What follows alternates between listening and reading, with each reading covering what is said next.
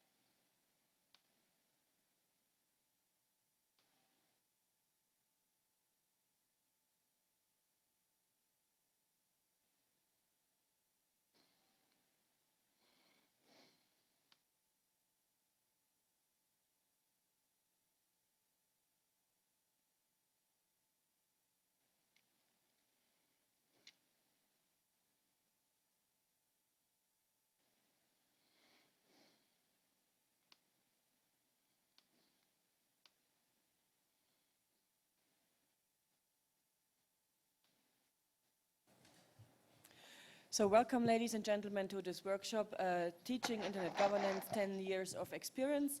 My name is Sandra Hoferichter. I'm the coordinator of the Summer School on Internet Governance, which was the first school on Internet Governance in Europe. And with this session, we would like to invite all the recent schools on Internet Governance which are up in the world now, and try to find if we can try a more global approach in terms of collaborating and coordinating schools. But first, I would like to ask Wolfgang Kleinwächter, the chair of the European Summer School on Internet Governance, and actually the one who was the inventor of this global concept, Schools on Internet Governance, to give a very short introduction, because we want to use the time for discussion. And afterwards, I would like to invite on my right Jörg Schweiger from DENIC. DENIC was the first and only sponsor who explored the potential of this concept and made it possible that we could start in 2007 with the European Summer School on Internet Governance.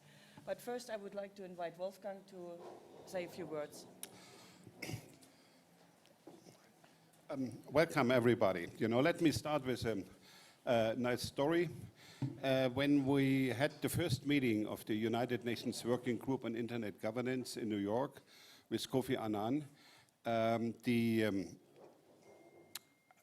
composition of the working group was very exceptional. It was 20 governmental representatives and 20 non-governmental representatives. Among the non-governmental representatives, Avri was a member, Bill Twigg was a member, Peng Shuai was a member, were a number of academics. And already during the first meeting, some governmental representatives approached us as academics and said, where I can study internet governance, what it is, internet governance. And, it was difficult to answer the question, because internet governance is a little bit law. You can study law, but it's not enough.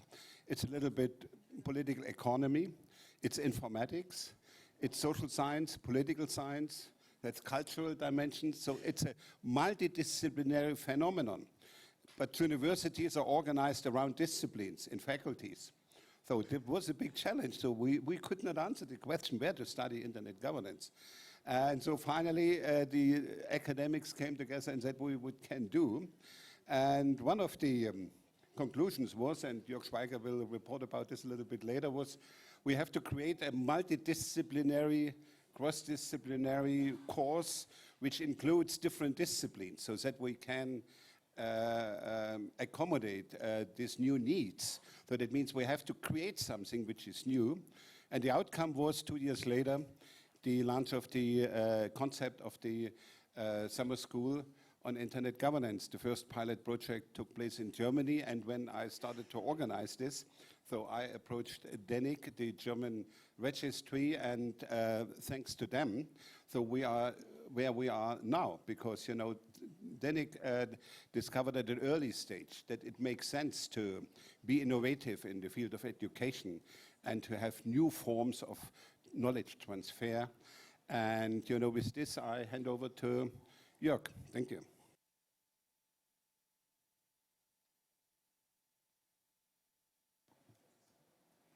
So, hello everyone. My name is Jörg Schweiger. I'm the CEO of DENIC, managing .de, the country code top-level domain for Germany, with more than 60 million domain names, currently one of the top three registries worldwide. And well, thanks Wolfgang for the opportunity to speak. And I'll try to give a double header in the sense of that one, I would try to explain why DENIC's been a sponsor for the School of Internet Governance ever since. And secondly, he asked me to provide you a little bit more with the history and what the further development of the School on Internet Governance could be. So, well, where did we start? Well, actually, one conclusion from the Internet governance discussions at the UN World Summit on Information Society, WSIS, between 2002 and 2005, has been that more knowledge about management of critical infrastructure is needed. All stakeholders involved in Internet governance must have a better understanding on how the Internet works. And this statement does surely address a lot of incumbent players at the Internet ecosystem, and it surely motivated DENIC to contribute. And why did it? Well, as a private company, but being rooted in a research and academic community, it was a given to promote capacity building programs even far beyond our own needs as a technical service provider. So we recognized a need to reach out beyond our narrow-defined technical community to train stakeholders from governments, from civil society, and the growing user community to enhance their understanding on how the Internet works, how the Internet's basic infrastructure like domain names, IP addresses, protocols are being managed and being governed. So when members of the global academic community who participated in the UN Working Group on Internet Governance approached DENIC in 2006 with a request to sponsor a workshop investigating opportunities for broader engagement of the academic community in the process of enhanced Internet governance cooperation, as, by the way, envisaged by the Tunis Agenda, we welcome this initiative. So in effect, in June 2007, a workshop in Raten, Germany took place, which was organized by two global academic networks, the International Communication Association and the International Association for Media and Communication Research. And this workshop that had once again been sponsored by DENIC and the UNESCO concluded with some quite interesting recommendations, I think. One being to form GigaNet, now known and most recognized global Internet governance academic research network that actually just yesterday had their 11th symposium here in Guadalajara. And secondly, the launch of a master program for teaching Internet governance on a multidisciplinary basis. And that for sure being the founding idea of Schools on Internet Governance, SIGs, as I will refer to them later. So stemming from those recommendations, teaching Internet governance was piloted at Meissen in Germany 2007, by a master program at the European Summer School on Internet Governance, which now known as by EuroSIG. And this program, as most of you will know, has really become a success story. And I may admit, DENIC is really proud that we supported the initiative right from the very start and in various ways. So in fact, Meissen program and the concept of summer schools on Internet governance soon became the source of inspiration for similar activities around the globe. like the South School on Internet Governance in Latin America. We had in 2009 a first Arab school on Internet Governance. Now we see regional SIGs take place in Africa and Asia Pacific. And since a couple of years, even national SIGs emerged, say Brazil, Hartmut, India and the US. And there's even more initiatives, like very recently in Georgia or Pakistan, just for giving an example. And it's more than fair to say that not only there are a lot of regional, national, and international governance activities, furthermore, also other CCTLD registries, GTLD registries, registrars, even ISPs, and various members of the community, including ICANN, ISOC, REARS, have followed the example, and they're supporting the concept of Internet governance schools. So that was history. Where are we now? I think in July this year, EuroSIG celebrated its 10th anniversary at Meissen, honored by a speech by Steve Crocker, chairman of the ICANN board. We see hundreds of young people got their extensive knowledge about Internet governance via various SIGs. And we see fellows in many international Internet governance committees, from the IGF MAC to the ICANN board. So fellows who started or at least enriched their career paths at Meissen or at any other South School, or no, school on Internet governance. I'm giving too much credit to Olga here. Well,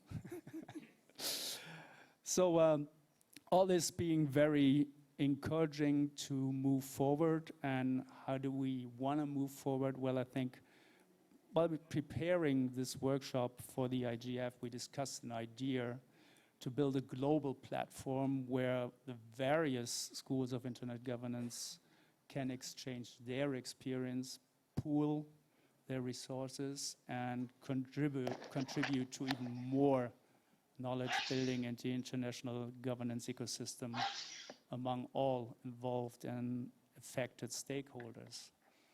And as to this, DENIC supports an idea that just came up to form a new IGF dynamic coalition on schools on Internet governance, as this appears, for me at least, to be, and for Wolfgang, I think, to be the next logical step on the road forward into uncharted territories of a borderless Internet. Thank you.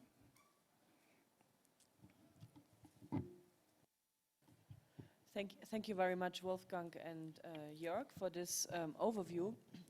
I see we have quite a lot of, and this is not by chance because you are invited, we have quite a lot of regional organizers in the room, and I would like to invite you now to share your regional experience, because we have now heard about the European one and the global sort of approach, but what are the regional specifics when it comes to especially your school? What is the difference maybe to the European one?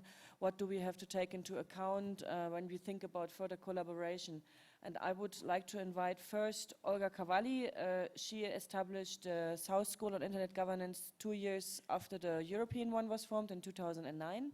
And since ever, she's organizing one school a year. And Olga, and I ask everyone to be very brief, 5 minutes maximum, just to give a short introduction to your school so that we have a lot of time for discussion. Thank you, Sandra. Thank you for organizing this session and for inviting me. We started, as you mentioned, the South School of Internet Governance after a kind invitation from Wolfgang to the first school, and we had that conversation there that we could do something in Latin America. What we realized in Latin America is that the participation of our region in these global meetings was much less than other regions, even less than Africa. So we thought that we needed a program that could be more outreach-oriented, more welcoming people that were not included in this global dialogue, and encourage them in participating in ICANN, IGF, IETF, and regional and global events. So we have organized the school, started in Buenos Aires. Of course, it was easier to organize at our hometown. And it has been growing in the number of participants. Then in 2010 in Sao Paulo, 2011 Mexico, here in Mexico City, 2012 Bogota. In Bogota, we started with remote participation, so it's open to everyone. And since day zero, we have simultaneous translation in Spanish and English all the time. And since 2012, we have remote participation with video streaming and 2 audio channels or 3, depending on where it's organized. It may be also including English, Spanish, and Portuguese. Then 13 Panama, 2014 for the first time in the Caribbean, in Trinidad and Tobago, 2015 in Costa Rica. And this year, it was our host was the Organization of American States in Washington, D.C., where we were honored by with the presence of Vint Cerf as our keynote speaker. And we have a nice picture in our booth and in our brochures. We have some rules from day zero: full gender balance among fellows, as much as geographic diversity as possible, no limits in age. We grant fellowship to all the selected candidates. If they come from abroad, we can provide also the hotel and meals, and if they are from there, only the training and the meals.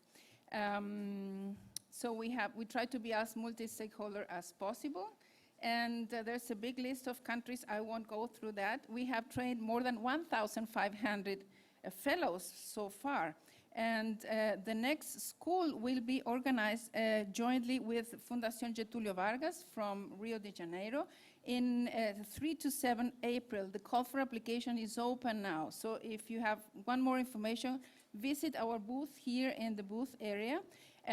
Apply for a fellowship. We have no limitations of country. They can come from other regions. Those interested in Latin America, we usually don't provide air ticket, but we provide all the rest of the what you need for the school. So that was my contribution. Thank you very much. Thank you very much, Olga. You mentioned you have 1,500 participants over the last 8 years, right? Just to give you an overview, at the summer school in Europe, we had 300 over the years. So this is quite a different type of concept, having, what is the number of participants per school? In Washington, it was 180. The idea is outreach. It's more, it's not so much high academic content, but it's more understanding the value of being included in the global and regional multi-stakeholder. And by the way, we will organize the first Argentinian school with the ISOC Argentina chapter next year in the first quarter of the 2017. Thank you. You mentioned a good point, which I like to underline. You said your school is oriented about outreach, of being involved, and we had discussions at ICANN meetings and so on beforehand, where we realized already in preparation of this workshop that there is no one-size-fits-all. Still, if we call us SIG, we should follow some kind of same basic guidelines. The next school which emerged was before the IGF in 2009 in Sharm el-Sheikh. The Arab people took the opportunity to organize a school. From this point of view, it was not a regular school, but now they are back to more regular approach. And I'm looking for Bahar. He was he's here. Bahar, could you give us a short overview about what is happening in your region since the first approach in 2009? Sure, thank you. So in 2009, the IGF took place in Sharm el-Sheikh, and before that, the Egyptian government, the local host of the IGF meeting back then, led the initiative of organizing a regional Arab regional school on internet governance.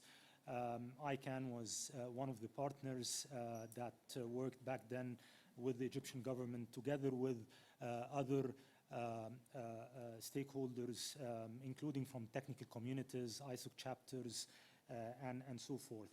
The idea was the same. There was a need for more education in this area. And since the IGF itself was taking place in the region, the thought was to try to do something in preparation to at least, try to raise awareness before the meeting. What happened afterwards was that this sort of edition of the Arab IG school did not continue for different reasons. And 3 years after that, ICANN was working on developing a regional strategy for the Middle East region, which includes Arab countries, includes non-Arab countries like Turkey, Iran, Pakistan, and Afghanistan. And one of the recommendations that came in the strategy back then was for ICANN to contribute to the capacity building part of internet governance, and to follow the same concept of summer schools that had been taking place. So we started with the Middle East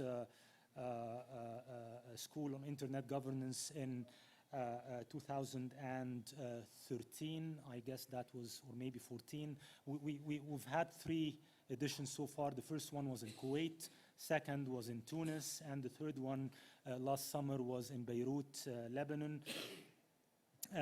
Very quickly, just few highlights how this works. We have a program committee from community members that work on developing the program, like 6-7 people based on their experience, background, etc. They kind of identify the topics to be included in the program, and they also seek feedback from the rest of community through mailing lists and other means. And once the program is more or less identified, we begin to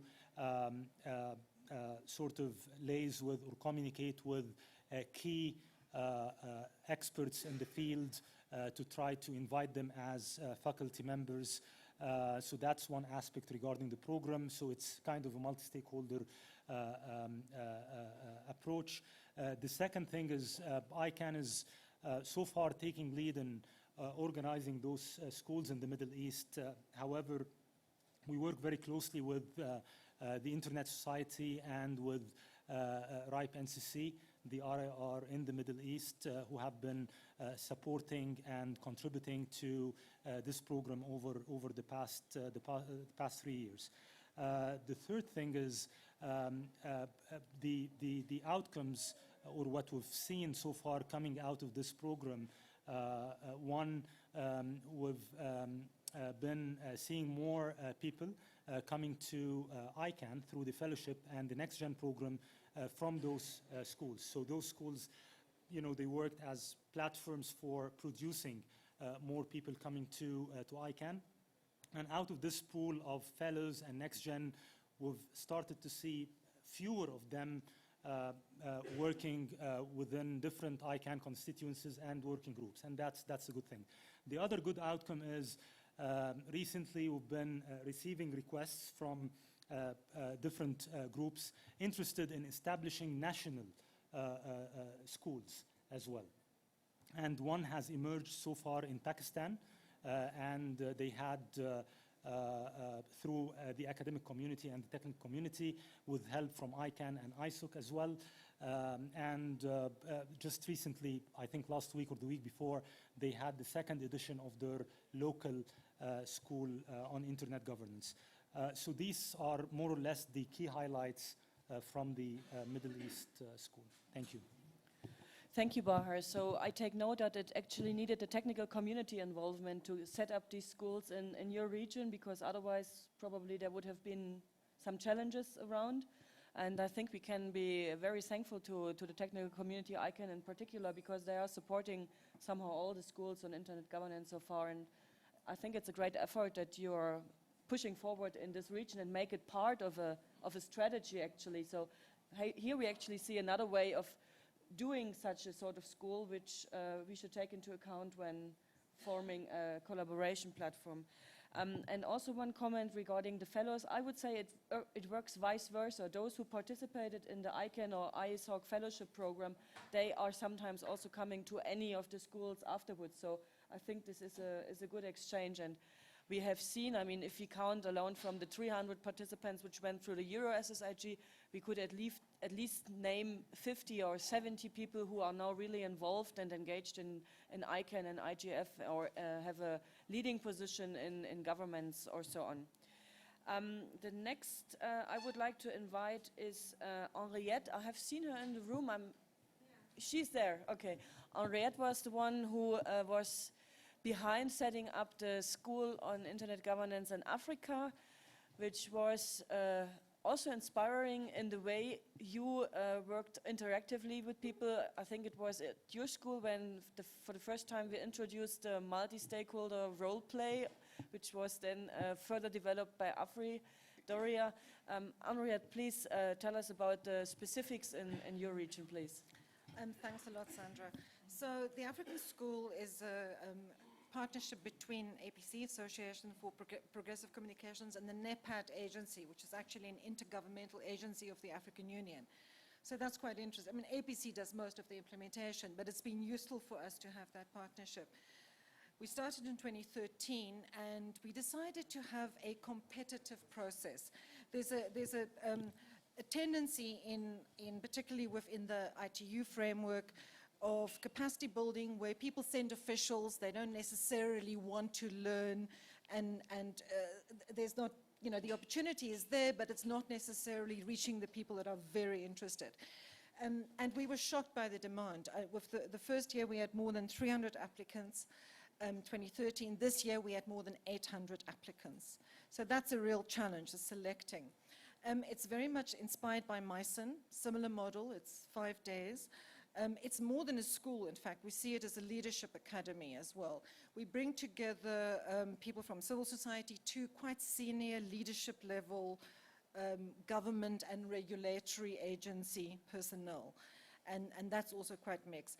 We also quite consciously try and build capacity of faculty, not just of participants. So we have core faculty, international and African, that we invite back every year, or we try to, and then we have what we refer to as resource people, who are often then presenting on one topic, but there'll be faculty, core faculty later on, hopefully. We have many alumni in the room, actually. I'm very happy to have them. We've got alumni lists, and in fact, alumni WhatsApp groups. We try to encourage critical thinking. We feel that a lot of internet governance capacity building is done by institutions who actually teach people about their own institutions. We want critical thinking about ICANN, about the international intergovernmental system, about national processes. So that's very much part of it. Innovation is the practicum, which Avri leads for us, which has worked very well, where the participants have to negotiate an outcome document. We've also got a new innovation since last year, which is to introduce a gender and internet governance exchange, which is done in different ways through a pre-event, and then through having a group of gender an interest group that participates in the school. What else? I think placing fellows at the IGF Secretariat is something we've done on occasion, and I think for the dynamic coalition, Sandra, that would be something else to look at. How can we actually, through the schools, identify people that could be placed at internet governance policy institutions? Yes, I think that's, the challenges really has been, another positive thing is national spin-offs, and we have people in the room here who organized a Kenyan school quite recently. So the challenges have been cost. Africa is a huge continent. Just the travel is huge. Language is a challenge. Thus far, we've only been presenting in English, and English is a requirement. It's a very intimate school, it's very interactive, so making it, using simultaneous translation could change the nature of it. We really should be having at least one school in Arabic, one in French, and one in English a year. We're starting an evaluation at the moment. We want to do a tracer study, use a tracer study methodology. We'll be tracking publications and participation in events of alumni, going back to 2013. we evaluate every year. We have a formal evaluation of the school, and that has helped us adapt and improve the curriculum every year because the evaluation results are quite detailed and very useful. Maybe Avri wants to add. I see, is Emila here as well? But yeah, she just left. So yeah, Avri, if there's time, I would like to hear her perspective. Thank you very much, Henriette. You mentioned two things I would highlight. The number of applicants you receive, that's truly a challenge to go through all the application, and it shows that there are still not enough opportunities to teach internet governance. And also the evaluation, I think this is something a dynamic coalition could truly take up in terms of develop the whole thing forward. I think this could be a very valuable contribution. And also because you mentioned, I would like to ask, please, all of you who participated in any of the schools, please raise your hand that we have an idea how many alumni we have in the room. Oh, that's quite a number. Wonderful. So we are almost around the globe. The last region I would invite, which came up recently with a school on internet governance, is Asia Pacific. And I have here An Jung Bae. I hope I spelled the name right. Yep. I know in Asia Pacific there is an effort to teach like 10,000 fellows a year. So we are very interested in hearing your perspective. Recently I had the pleasure to participate in the Indian School on Internet Governance, and you also had one in Bangkok, so please, the floor is yours. Okay, hello everyone, my name is Jung Bae-an, currently serving as acting coordinator of the AP6 Secretariat. I briefly introduce on the AP6 initiatives. As far as we found, there are 7 regional SIGs and 3 to 5 national SIGs are learning now, and we expect 5 to 10 more to get started in 2017. Maybe this list should be updated, as I heard there are also in US, Georgia, and Kenya. So these are the current development of SIGs on the globe. In terms of the nature of the Asia Pacific region, the first mission is to provide internet governance courses to large populations, as you said. In AP6, we focus on the advanced course for internet governance experts and leaders that is estimated around several hundred, we guess. Basically, the organizer of the national and regional IGFs and SIGs. So we expect they can serve around 10,000 internet governance practitioners in the region through their own courses. As well as holding annual AP6, we also focus on the open courseware development, especially creating videos, starting with posting AP6 lecture videos. And we also collaborate with other SIGs and IGFs, starting sharing information such as faculties, class materials, and others. For AP6, we have 7 tracks with 24 classes now, and the program is still under development. And we gave 8 regular classes in 2016, and we would provide around 10 regular classes in 2017 so that we could cover all the core classes. Also, we're developing the group discussion, the role play class, or hot topic discussion sessions with case studies for encouraging more active participation. We had the first AP6 in just last September in Bangkok with 39 participants from 21 countries. And we also supported India SIG and Pakistan SIG, as well as encouraged participation of Central Asia, which is kind of the bare place now. Especially, we are supporting the Afghanistan participants to INSIG and Pakistan SIG. And they will develop their own national SIG maybe in the next year. And we are planning to have a little bit expanded version of the school in the next year with one day the collaboration meeting among the SIG organizers. There are fundamental issues for us also. The first one is how can we update of the class materials every 4 or 5 years, both on the lectures and class materials, because internet governance area, we need to update class materials. That's the crucial point. And the second one is how can we accommodate several hundred internet governance leaders, as we can only accommodate 30 to 40 participants in annual APC because we are focusing on the active participation.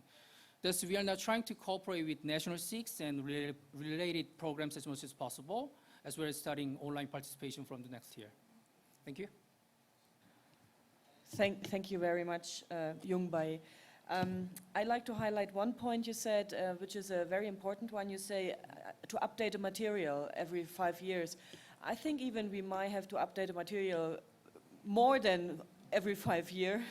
Just looking at the IANA transition, for instance, which was a big issue over the last 2 years.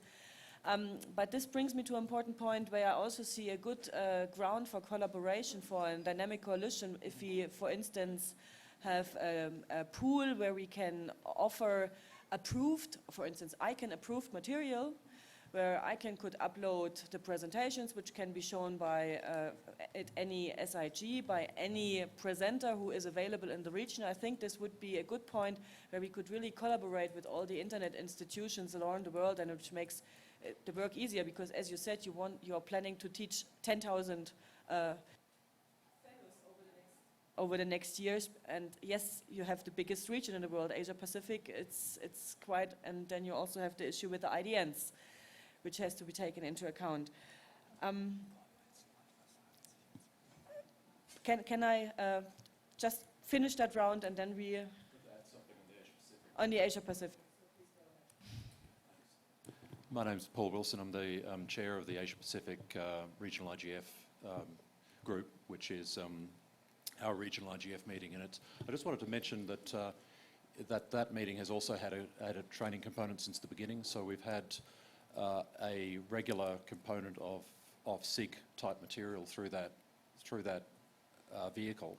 But we're actually moving now to a model that I wanted to mention here because it may be of interest, and that's based in the idea that an IGF meeting is a school of internet governance. We can't come here and separate the learners from the teachers, and in fact there's no teacher here who is not already learning. There is a huge pool of source material, of educational materials, information that is up to date and regularly coming into this process. And so in the establishment of the program for the coming APR IGF, we'll be including in our call for workshops also the ability for people to propose tutorial sessions. So in fact, if any group who wishes to offer a tutorial session that is really a component of a school of internet governance, if you like, will be free to do that. And that material will come in through the same competitive model that the program that is used to source the program of the APR IGF itself. And I think, it's an experimental process at this stage, but I think it would be nice to see a very clear link between the schools of internet governance and the internet governance forums. That I think in one of the key purposes of these school events must be to increase the participation in internet governance forums, and in terms of resources availability, it's very nice to have ambitions, but the resources that are duplicated in bringing fellows into these events can actually be saved by taking a more inclusive and I'd say a more organic approach. Anyway, I wanted to add that from our region. Thanks. Thank you, Paul. You mentioned a good thing. This brings us actually to the point that we might introduce a level system in the future, because visiting an IGF is definitely capacity building in itself. You learn and you get material and all this. But on the other hand, we should be very clear. If we talk about school on internet governance, it follows a certain type of academic curriculum, where one module builds upon the other. And this was the original idea of schools on internet governance, that you really have a sort of educational knowledge transfer. But I agree, and I think this is the practice in many regions of the world already, that IGFs and schools should have a very, very close connection to each other. We have now been in all regions of the world, and you might recognize that we are missing North America. Usually, North America is always on the top of everything. This time it's not. The question is why. I can even say in the summer school on internet, in the European summer school on internet governance, the least participants come from North America. And although there have been a school in the Annaberg, you've been last year? The Annaberg School of Communication at the University of Southern California, where John Postel has invented the DNS, has started such a course. Nicole is not here, but I think he is very active and is planning something. But we should note that there is in this region no ongoing effort, while all the other regions in the world managed to set up their initiative. Yes, please. First 10 minutes. Well, I think that's a reflection of the fact that there's a lot of graduate school opportunities to learn more about internet governance in the US. I'm not saying that graduate level capacity building is the only channel, but I think what we find and why in Africa the demand is so huge is that we're filling the demand from people in practice, in policy and in the sector, as well as those of young students, academics who want to learn more about it. And because there's no university level, there's no international studies program anywhere on the continent that actually focuses on internet governance, whereas in the US there's actually quite a lot. Olga, you have raised your hand, but very quickly. Yes, because, thank you, sorry. We had this question of if organizing the school in Washington or not, because we were focused in Latin America. But the Organization of American States, they were so kind to be our host, and they said that they represent the whole America, so we thought it was a good idea. We had many students from Canada and United States in this year's school that had 180 students. Just wanted to comment that. Okay. Thank you, Olga. It was mentioned here that some schools needs to serve very specific needs, and that also the need is there to establish national schools on internet governance. And as one of the representatives of the national school, which serves very specific needs, I would invite Hartmut Glaser, who is involved in this organization and schools on internet governance, as well as a faculty member from the very first beginning. And Hartmut, you set up a school in Brazil, in your country, which has a very specific focus. Please tell us about this one. The Brazilian Internet Steering Committee take care of .br domain names, and we start with the multi-stakeholder model 95, before I can start with the idea of the multi-stakeholder model. So Wolfgang invited me to go over to the Meissen school, I think was the summer school in Germany, number 3, and I am participating for the last 7-8 years.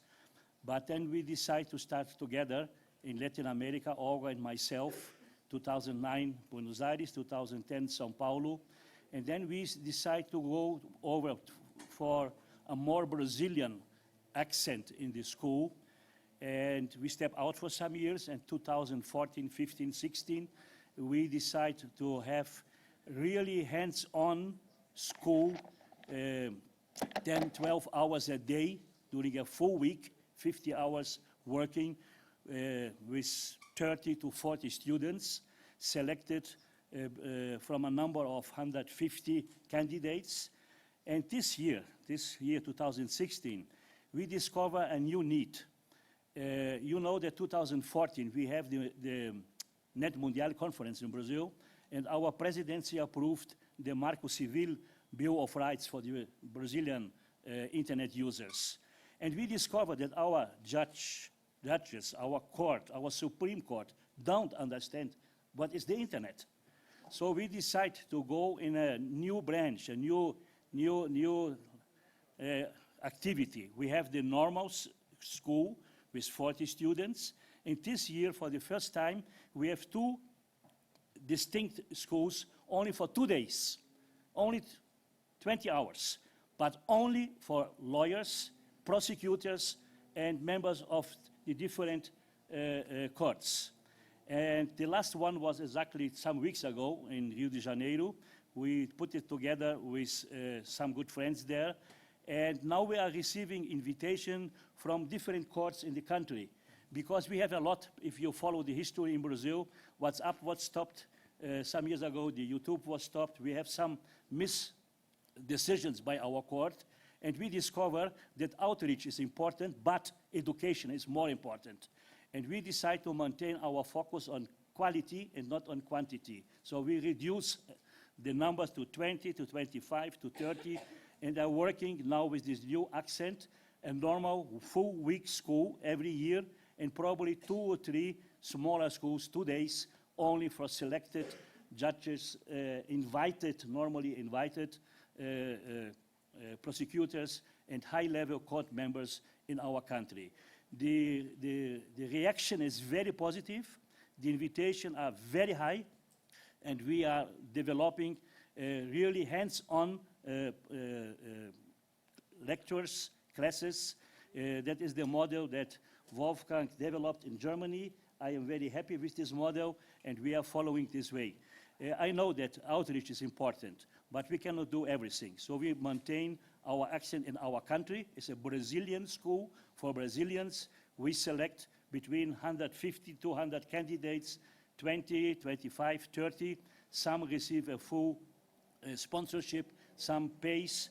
I see that some of our former students are present. So my understanding is that we are doing a good job, and we will use this for the future. Thank you. Thank you very much, Hartmut.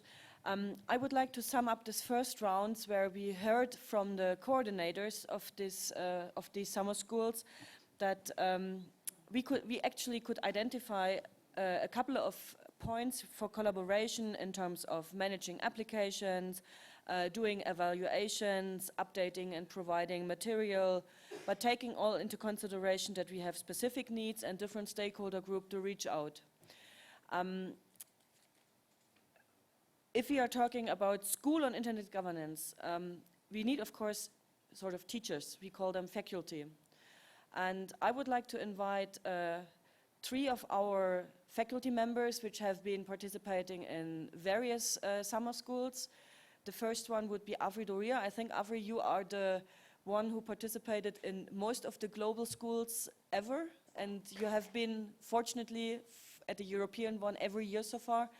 I would like to hear from your perspective on what do you think, how we should move forward in developing the concept of SIGs in terms of providing a curriculum and providing and organizing the knowledge transfer. Okay, thank you. Avri Doria speaking. So yeah, I have been lucky enough to be involved with the schools from the beginning. For a while, I had a perfect record at almost all of the different schools, but then I lost it, and that's good. First of all, I wanted to say one thing, in going along with what Paul said before, is for me, all of the years of the schools have been as much learning experiences as teaching experiences.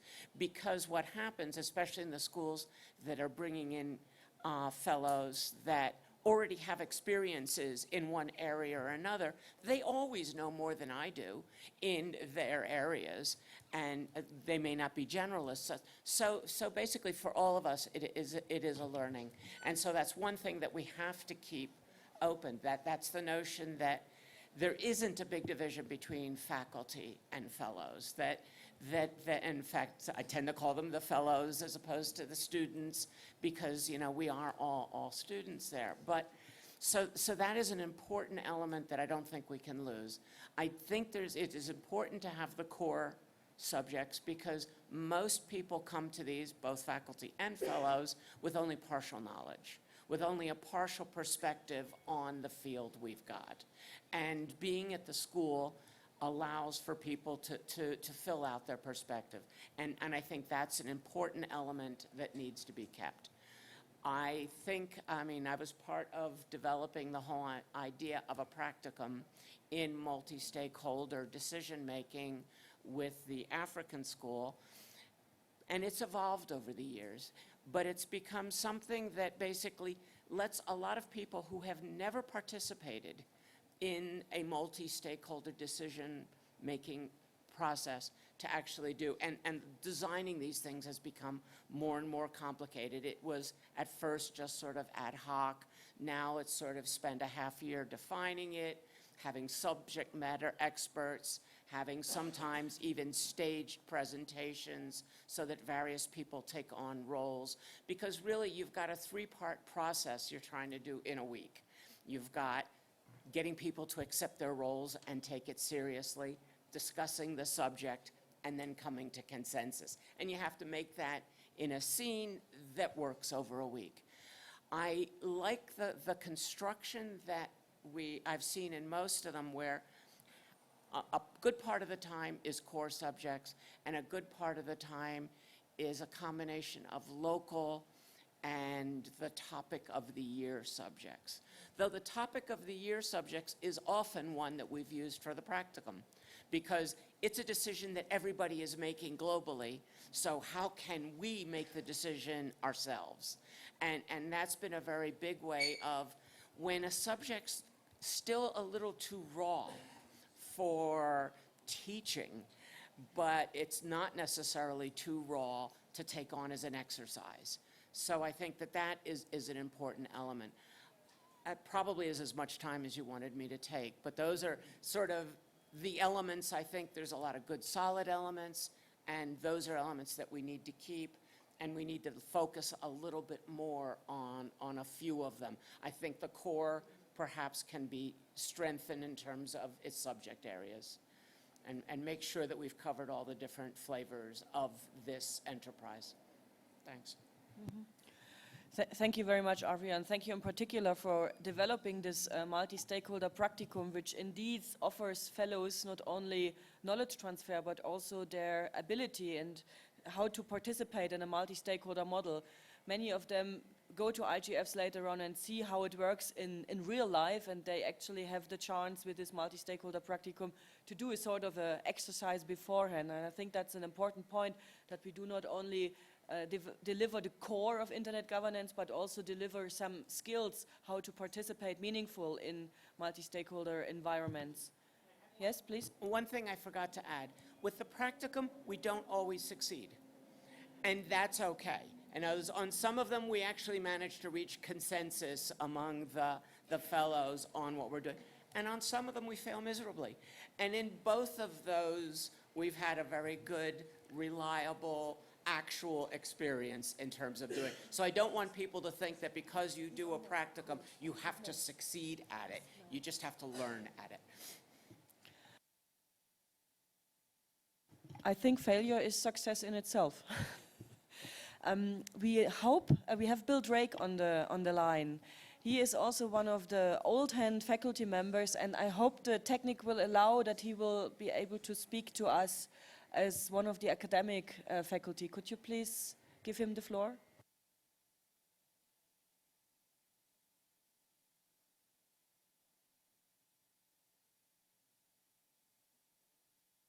I am speaking. We can hear you perfectly. Okay, good. Hello, everybody. It's my first time missing an IGF, so it feels very interesting to be remote participating. As Sandra said, I am an old hand. I've done, I think I counted, I was trying to look before we started, 15 of these between Meissen, the South School, and one time in Africa. And I agree with Avri. It's a collective learning experience for everybody, and it's really been great seeing how the faculty have come together and the participants as well. The fellows have often sprinkled out throughout the ecosystem and been with us for years to follow. So that's great. I think this is a good idea that you're floating, Sandra, about having a dynamic coalition to take this evolution to the next step. I remember conversations a decade ago when we were talking about whether it was possible to set up some kind of international federation of these things, and we realized how bureaucratic and complicated that would be. But I think a more decentralized kind of approach that you're suggesting here, sharing best practices and evolving sort of common understandings of certain issues, is something that's doable and would really be a good contribution. I wasn't sure what to say about this from a faculty standpoint, except I guess I'll make just 3 points real quickly about sort of challenges I think that we face. One is I'm cognizant of this particularly because yesterday I finished the 14th meeting of my Global Internet Governance course at the University of Zurich. And when I compare my experience at the university with my experience in these settings, I have to say that in general, I think it's proven a lot harder to do sort of conceptual and analytical discussions than it has more empirical and descriptive discussions. We tend, I think, in a lot of these courses to sort of cling closely towards what's going on in particular institutions and how certain things work, rather than concentrating on the broader sort of analytical things that inform the understanding of internet governance generally. And of course, concepts matter in this context. I mean, how you describe and define terms, concepts, trajectories, etc., shapes agenda setting, negotiations, the search for solutions. So it really does matter. This is a very knowledge and ideas intensive field, because things have been sort of created by us through the process of engagement. And I feel like, in a way, I wish there was more time to be able to evolve the kind of conceptual kinds of issues that one can take more time with in a university setting. But that's just a constraint that we face. A second one, I think this is related. I think we tend to concentrate a lot on the institutions associated with the management, collective management of the infrastructure, the ISTAR institutions and so on. And I think my sense has been that overall we have been less systematic at looking at the institutional arrangements that pertain to the use of the internet for information, communication, commerce, whether it's rules on information content and flows of information, to issues of information security, international trade, e-commerce, intellectual property, privacy protection. I don't feel like at least this is my sense, that we don't do this as systematically as we do ICANN, RIRs, etc. And we all start out by citing the WGIG broad definition of internet governance, and we say why the broad definition matters. But then a lot of the concentration tends to go narrower. And I think that that's an issue to think about, how to get the balance right. And then I guess the last point, which is also a question of balance, the challenge is always to try to find the sweet spot between all the backgrounds and orientations and interests of the diverse fellows coming in, because what might be of particular interest to somebody who's like in a PhD program could be very different from what's of interest to somebody who's going to go to work in one of the technical administrative bodies, or in business or government, et cetera, et cetera. And I'm not sure if we always get that exactly right. Maybe more could be done with breakout sessions that are more customized to particular sets of interests and so on. But in any event, so there are challenges, I think, to continue to evolve this going forward and improve it each time. But I think that we've built something really wonderful over the past decade together, and through, in a classic internet way, through a very decentralized kind of model of cooperation and information sharing. So I'm very positive about what's been done, and I hope that this dynamic coalition idea goes forward. So I'll stop there. Thanks. Thank you so much, Bill, also for taking your time. I know in Europe it's quite late already, but I'm very happy that the quality, and thanks to the host, is so extraordinary high that we can allow him to speak to that audience. I know with Bill we had intensive discussion about how to set a curriculum. Do we put ICANN first? Do we do the IGF first? Are we talking about first about the macrocosm or the microcosm? Because we always experience that we sometimes overwhelm the fellows with so many knowledge in 1 week that they leave the school on internet governance and say, oh my God, now I know what I don't know. So we are always, and he puts a lot of thoughts into this, and we will continue to work on this, and I think that will be a great contribution to an overall dynamic coalition. Now, for the last faculty speaker, I would like to invite a very special faculty member, because he managed not only once to make fellows cry during his session, because he has the ability to give very emotional presentation, and it was not, I can truly tell you, it was not only once that fellows were there with some tears in their eyes. So Bertrand, please. Wow. Tell us briefly about your perspective and how you could manage to make them cry. Well, thanks for the mention. I'm Bertrand de la Chapelle. It's actually a unique experience in terms of the interaction with people, because it's a people topic. This is something that touches upon the lives of people, and I think that's probably the reason why it resonates. As a faculty member, I've participated in every single European SSIG and one in Latin America. Unfortunately, not enough around the world. But for me, it's an opportunity every year to step back, basically, and look at the evolution and how things are evolving in good ways and bad ways. And I must say that in the course of those 10 years, 11 now, things have gone very much on the positive side, but also very much on the negative side in terms of the tensions and the emergence of those things. So it's a great moment for me every year to just step back and try to reflect on what is exactly the substance of the feeling that we have when we engage in this environment.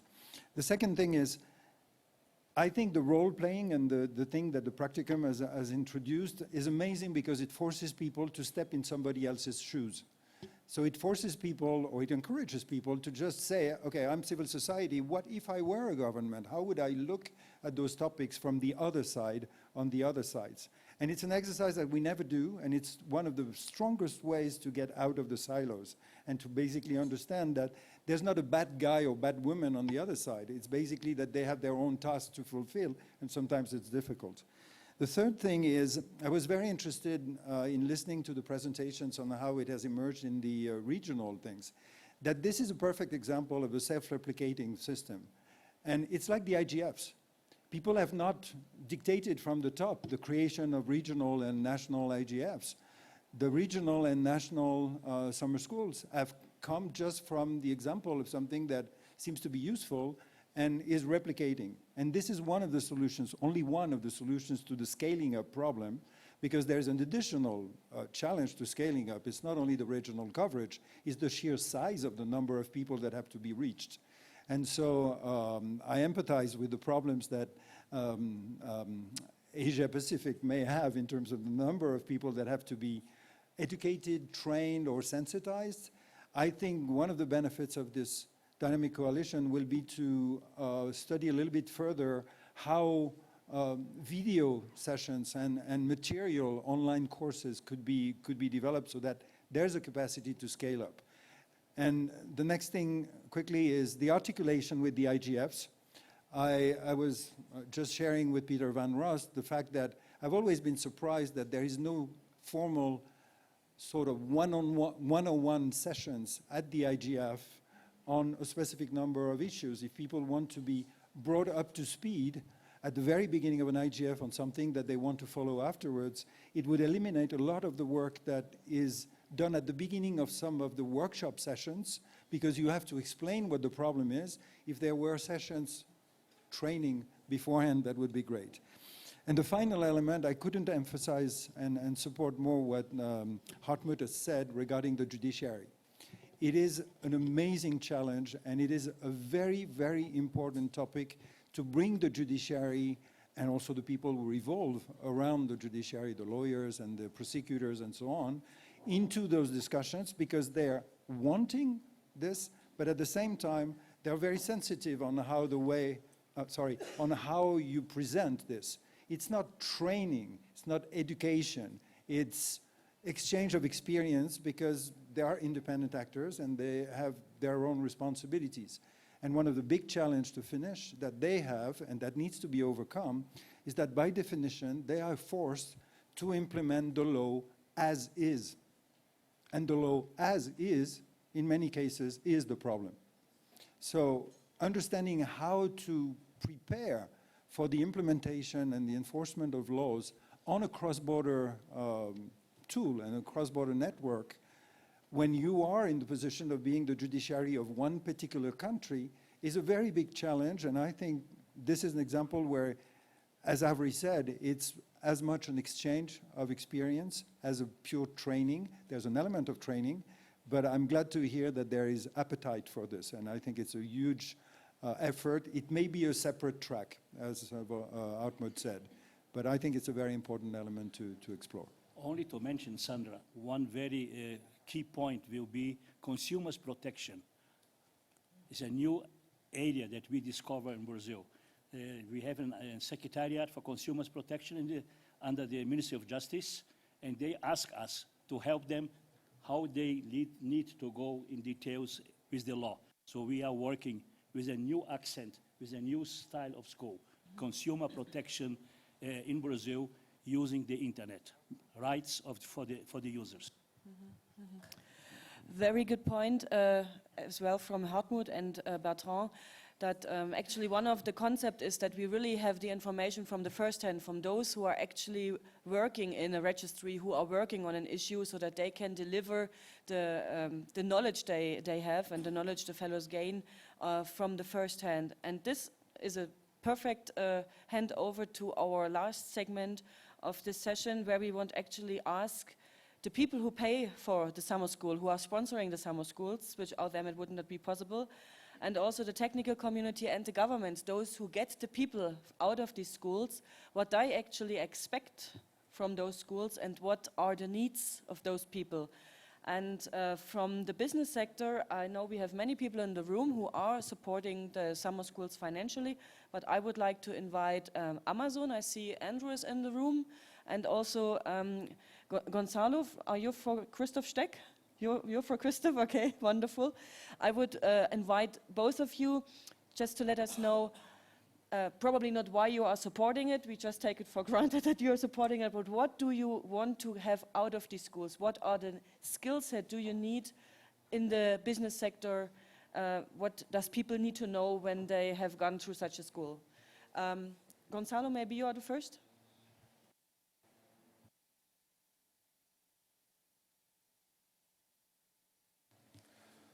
For us, what it's really important is to have the sense that there are very different approaches by the different stakeholders, so that by participating in these summer schools, we tend to provide them the different views and for the students, for the alumni to understand how the different approaches are and how we look at things differently. So that's basically our most relevant objective while we are participating at these events. And also for us, it's also very positive because we get a very fresh approach with their opinions, because they are basically most of them newcomers, and having this fresh approach from these fresh opinions from them, it's also very enriching for us, and that's why we also would ask all the business community and all the rest of the stakeholders to engage in the summer schools and to be more active and to help these newcomers into the internet governance world to start to understand and to have a better knowledge on it. Thank you very much, Gonzalo. Andrew, would you just like to conclude, just to let you know, Andrew or Amazon decided to take the support further. They are, since last year, sponsoring 3 of the fellows from the South School and from the European School to participate in the IGF, which would otherwise be very challenging for them. And this is actually a real good example of capacity building. So they went through such a school and have then the opportunity to participate in the global IGF, which I think is a unique opportunity. So thank you for. Thank you. So to answer the question, what would we look to expect for students to emerge out from the schools? I think it's a baseline knowledge that gives them ability to contribute in a meaningful way to the various internet institutions globally. And so that means that shortly after graduation, they can come to the IGF and make meaningful contributions, participate in panels, that they can go to ICANN and join working groups and help shape the outcomes of that policy development. I think if this multi-stakeholder system is going to work, we have to, all of us, continue to strive for greater diversification of viewpoints in every aspect of the ecosystem. I think a significant drawback that we face is that there's just too much concentration from certain sectors or particular parts of the world. And so, we want to make sure that there's always that new flow of information, of people bringing new ideas, new perspectives coming in from all parts of the world with all language experiences. And so I think what the schools can do is make sure that that those folks have the ability to step in and start adding to our work. Thank you very much, Andrew. And we talked about it yesterday already, that one service a Dynamic Coalition could also deliver, or one service for the fellows, is actually that they could publish their CVs once they have participated in such a school, so that governments and the business sector, technical community have an opportunity to directly look out for people who participated in such a school and have a certain knowledge already gained, so that they can join a company or so ever. So sort of a little database for fellows. One person in the room is Keith Drazek. He's actually here in with multiple hats. First of all, we would like to know from Keith what the technical community is actually seeking for out of these schools. But on the other hand, you are also among the faculty members for the European Summer School, and I think for others too, and as well as a sponsor. So actually you are the person with the most hats in this room. Thank you very much, Sandra. Hi, everybody. My name is Keith Drazek. I work for VeriSign, registry operator for .com and .net. So yes, thank you. And it's been a multi-year privilege to be a part of the Euro SSIG, the SSIG, and also in supporting the regional and national IGFs. And I think it's important to consider them together in response to the question of what are we looking for, or what are our interests in supporting the summer schools and the regional and national IGFs and the global IGF. And it is really ultimately a support for the multi-stakeholder model and to ensure that, as Andrew said, I think to ensure that people, newcomers into this space, have you know, a baseline and the ability to contribute and to learn and to not feel lost as they, you know, sort of venture into this fora. I think it's also a support for relationship building and networking. I think the summer schools, to me, have been a remarkable opportunity personally, speaking personally, but also what I've seen among the participants, both faculty and fellows, is a remarkable opportunity to engage together, to get to know one another better. And ultimately, what we're doing here is all about relationships in the multi-stakeholder, you know, sort of arena. So I think what we and what VeriSign have seen over the recent years, in 10 years of Wolfgang and Sandra's work, now going on 11, and the extensive work that Olga has put in and others in the sort of national and regional IGFs, but especially the summer schools, have really made a big difference in terms of contributors to our community. I focus mostly at ICANN. That's my day job, primarily is focusing on ICANN, but you know, it's not lost on me or my company that's just one component of a much broader ecosystem, and it's all very much interrelated. So just thank you very much for the opportunity.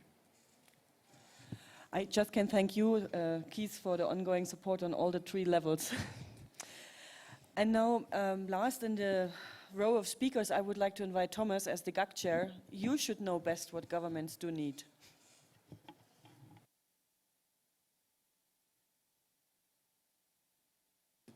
Olga asks, really. So thank you for that. I know. Well, thank you and hello. First of all, I would like to congratulate Wolfgang and also Sandra, as this is the only SIG that I know, and I've had the pleasure to participate finally after 10 years to be able to participate because of date reasons this year in Meissen. For their amazing spirit that they create among people from all over the world. And well, with regard to what governments need, I think this is probably less an exercise for us governments directly, but rather, first of all, a capacity building exercise to get new generation of experts from all stakeholders into the discussion. And that has been remarkable how intense and also how much fun this learning exercise was. And a positive side effect is that there are a number of faculty members from other stakeholders, business, academia, civil society, that actually learn along with the fellows through participation and input from governments, how governments actually work. So this is a very welcome unintended side effects. Experience has proven that this has not been equally sustainable with all of these people, but at least some of them are actually also benefiting themselves from this. So it's basically a capacity building exercise from my point of view, for everybody. Thank you. Thank you, Thomas. I know governments, for them it's sometimes difficult in this multi-stakeholder model to be really understood in the right way. So we have 10 minutes left, and unfortunately we have not the time really to have an open discussion among how to move forward, but I think we have gained a very lot of input for how to move forward.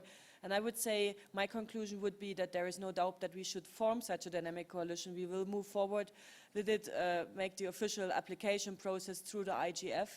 And we will keep in touch. Actually, all those people and their representatives or the stakeholder groups they represented should be part of such a dynamic coalition so that we can actually work on a work plan. We will follow up by email and then have a next meeting, maybe the official start of that coalition during the next IGF, wherever that might be. But for the last 10 minutes, I would like to invite some of the fellows to share their experiences from the schools they have participated. And I would start with Renata from, you participated in the South School, right? And then I would just kindly ask you, because I don't know you all, just raise your hand when you are a fellow, and I will use the last 10 minutes, and please be brief so that many of you have the chance to speak. Hi, Renata. Just a quick input. I was a fellow first at the Brazilian School of Internet Governance in 2014, the South School of Internet Governance in 2016, and recently India School of Internet Governance. I am very grateful for the opportunities I had. I think really it is about taking policymaking to that next level, being able to engage in ICANN and in other venues such as the IGF. I would also like to thank this effort in creating the Dynamic Coalition. Fellows have started independently a mobile messaging group to try and keep up with each other's developments and exchange information. But this is all very decentralized. So alumni don't really have currently a network that they can engage in. So it would be an interesting opportunity to see the dynamic coalition effects on a long term, see if we can get the groups of alumni to collaborate and build together projects.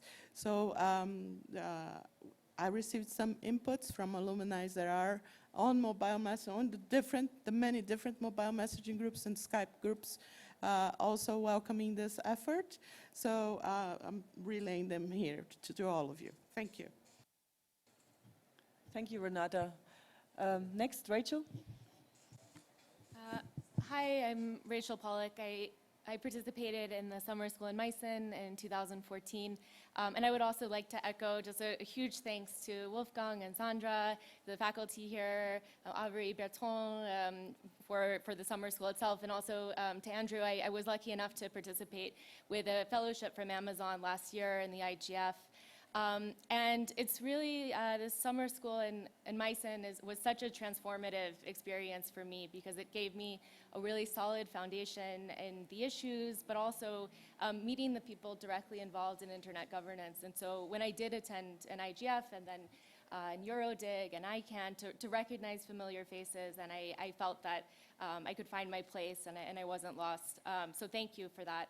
I'd also like to echo what Renata said about tapping into the alumni network, because I think as has been mentioned, so many of us have continued in internet governance in various venues and organizations. And so I know some universities have very active alumni associations. Sometimes they just want money, but also organizing events. And so I think I don't know if an association, something that formal would be required, but at least to create a network for people to stay in touch and to contribute. And that might help with some of the challenges about scaling up and introducing new topics. So thanks. Thank you, Rachel. I'm sorry, I don't know your name, but the gentleman next to Henriette. Okay, my name is Emmanuel Vitus. I'm from Togo. So I was a fellow of the AfriSIG, the African School of Internet Governance, this year in Durban. It was a very good opportunity for me, especially coming from a country where all those internet governance issues are new issues, and even the government and a lot of people don't really know about it.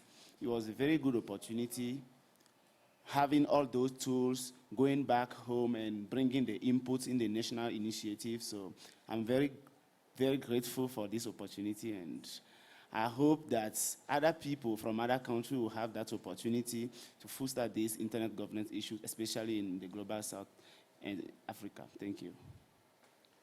Thank you very much. Any others? Here, please.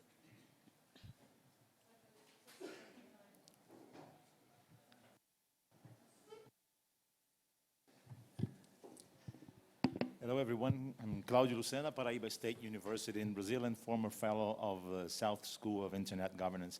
I'd like to add a word or two about building on what Renata and Keith said about engagement, not only in the sense that people coming out of the SIGs engage in the phenomena itself, in the institutions of internet governance, but also engage with each other and with their own communities. For example, from my fellows from 2014 and 15 in Costa Rica, the fellows who happen to also have teaching positions in their home universities, we communicate frequently and we exchange time slot in our classes back in our home universities in undergraduate courses or in postgraduate courses. This is a very simple interaction, but it's absolutely transforming in terms of teaching, which is what we're discussing here. We have inputs during our regular courses from people with another view that might otherwise not reach our students because of that very physical connection that was triggered in that moment. So I think this is a very interesting point to highlight from my experience. Very good point you had. Thank you very much. Do we have Sofia?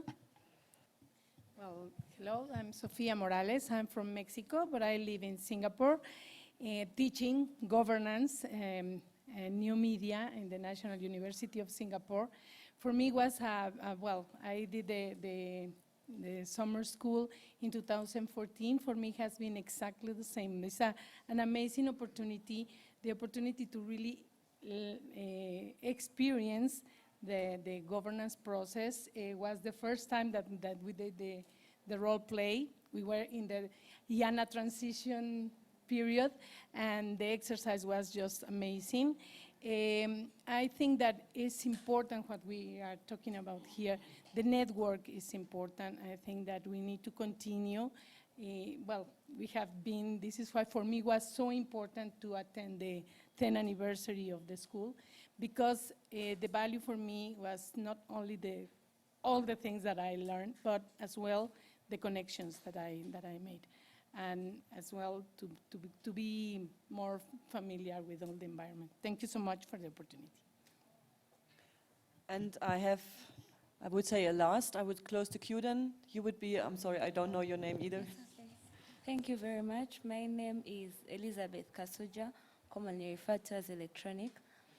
I was honored to attend the African School on Internet Governance this year in October in Durban, and I'm very lucky to sit between two of my teachers, Avery and Henriette, and we learned quite a lot. They introduced an aspect of gender within internet governance while we were at the school, and when we went back to Uganda, we have tried to replicate the AfriSig classes back in Uganda, and we have had a monumental impact in as far as young girls and young women embrace the internet, because originally girls and women are very scared of the internet because of all the cyberbullying and etc. And we had a couple of discussions on internet shutdowns. In Uganda, we had our election in February, and we had the internet shutdown, and again in March. So much as it was a new aspect, the practicum introduced us to multi-stakeholderism, where instead of just looking at the shutdown as the user, you also need to look at it from the aspect of the national security, what was the government thinking. So the practicum really allowed us to explore the multi-stakeholderism approach that is used in internet governance. Thank you. Thank you so much. And I think the very fact that the fellows are still here, so numerous, it's, I think that's the best revenue we can get as an organizer, coordinator of these schools. And We are very happy to see that you stayed involved even over the years. And with this, I would, because we are close to the end of this workshop, I would give the last word to Wolfgang, the father of the SIG concept, how to move forward.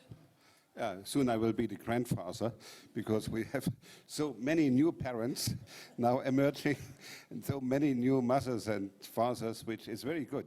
And looking backwards, what I started and said, okay, if an idea is born, you never know whether this will succeed or not. So this is like Bill Clinton has described internet governance as stumbling forward. So from year to year, you try to learn and you try to improve. And as I said in the beginning, and I think that's a consensus here in the room, time is ripe to make the next step forward in this still unknown territory. And so our idea, what Sandra has outlined, is really to create a very decentralized mechanism. I think Bill mentioned it, that we discussed years ago to have like a global school. This makes no sense, because the situation in different countries and different regions is different. So, but we share some values, and we should also agree on a certain a quality standard as a minimum standard for the schools. So that means school is an ambitious name, and so that means we have to deliver quality. I think some people mentioned that although that quality sometimes is even more important than quantity. And I think in the concept of the summer school, we are really teaching the internet governance leaders of tomorrow. So that means we have to deliver high quality in content and also in the methodology what we offer. And I think the dynamic coalition on schools of internet governance could be a tool which helps us to meet the standard, or to develop a number of criteria where we can also encourage more schools on the national level to contribute to this knowledge building. So we have, there is no plan to build a new bureaucracy or a heavy structure. So we are very careful when we propose a certain committee or a group. So we did not call this group a coordination group, because there is nothing to coordinate. We didn't call it a steering committee. There's nothing to steer. We just call it the collaboration group. So this is a group where we can collaborate on an equal level. We have asked Afri to be the focal point, because Afri was in all these summer schools, and she can a little bit help to enhance this collaboration or this communication among this. And then let's wait and see what we can do until the next IGF in 2017. And in the meantime, we hope we can develop some communication tools. There were some good proposals, and an extended alumni network, certain WhatsApp groups or whatsoever. It's a bottom-up process, as Bertrand has said. And so that means I invite all activists in this new network to come with own ideas, and then to structure the ideas and to contribute to this, so that we can, in 10 years from now, not only celebrate the 20th anniversary, but we have a much bigger community than we have today. Thank you very much, and enjoy the rest of the IGF.